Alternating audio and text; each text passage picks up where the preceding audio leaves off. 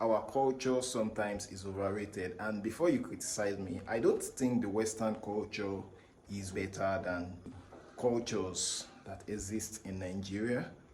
I just feel that culture is not put in perspective many times, so it becomes a torture.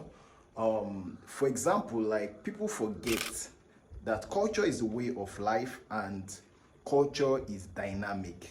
That means what is culture some 200 years ago is no longer culture now. That means like the culture is not in its entirety bad or in its entirety good.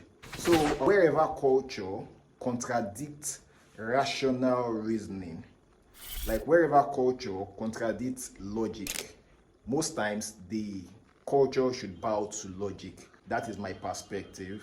And I think some things that were obtainable in the culture before are no longer obtainable, and I would explain. For example, conquest.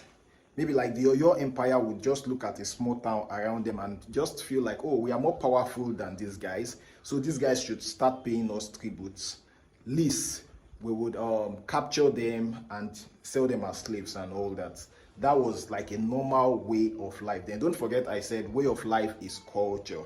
That was a culture before.